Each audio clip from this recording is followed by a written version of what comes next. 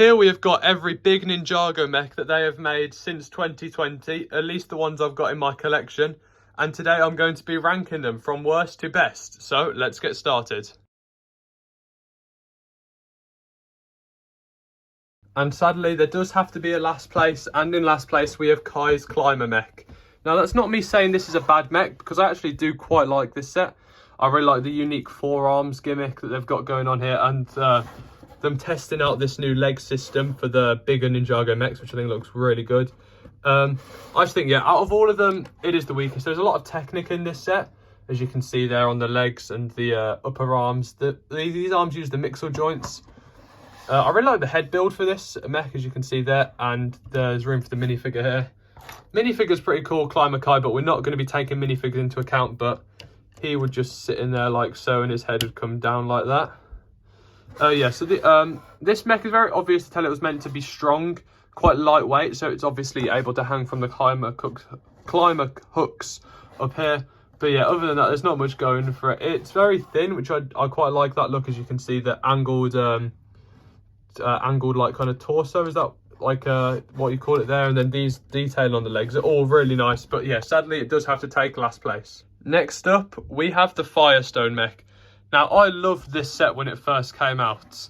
I thought it was one of the best sets at the time, but obviously since Ninjago have made more big mechs, it's gone down on my list. But yeah, I love the half fire half stone aesthetic, even though it would have been quite nice to get a full coal mech, as you can see.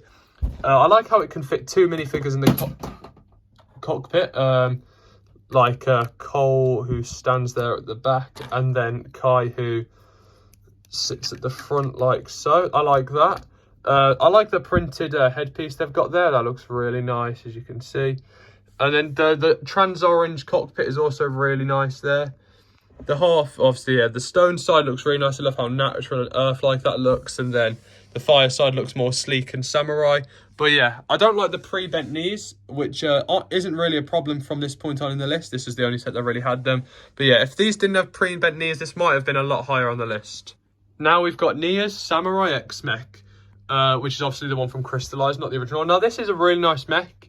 My least favourite bit about this set is probably the arms. I can't lie, the joints feel a bit disconnected.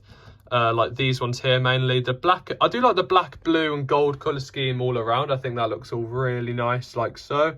Then the red X in the chest also suits really well. I like the use of the shoulder spring-loaded shooters like that. And then if you lift this up, obviously, there's the cockpit there where Nia sits. Here's the Nia minifigure like so. I think that it's a really nice minifigure, as you can see. And then when you put her in the cockpit, it completely hides her from the mech, so there's like no way to tell there's a minifigure inside. I don't like how the swords are attached to the hand. I quite like it when swords are easily detachable, so I'm not the biggest fan of that. But yeah, overall, I think everything else in this mech is really good. Now we have the first combo mech that they made for Ninjago, and the only one on this list. As you can see, this is the Ninja Ultra Combo mech from Core, and this is a really cool mech. My favourite thing, probably one of my favourites, is the drill for hands. I think that is a really cool look, and it doesn't just take away because they still just have normal hands. It has four arms. But yeah, I just really like the drills for hands. I think that's really cool. And also just how they put wheels on the side of the mech. Like they're not obvious in the fact that it ruins the design, but they're quite subtle in the way they're put, which is what I really like.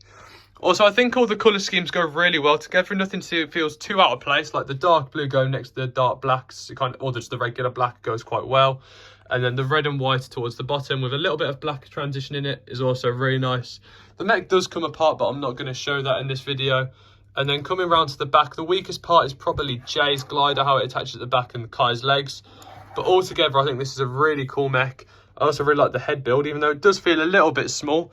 Obviously, these big pointy shoulders, all really good. So, now starting the top three. And also, ironically, all the Titan branded mechs are taking the top three. And here we have Jay's Titan mech. Now, this in second place is very swappable for me, but objectively speaking, I've got to put my Jay bias aside, and this is the better mech. Well, this is the worst mech out of the next two. And yeah, here it is. So I love these shoulder cannons. This is a very attack heavy mech. It's also quite lanky. I like the thinness of the arms and legs. It's very different. Look at this massive sword here. It takes up taller than the whole mech, and then he still does have two other swords on the side. The shoulder cannons, the white and blue aesthetic are all really nice.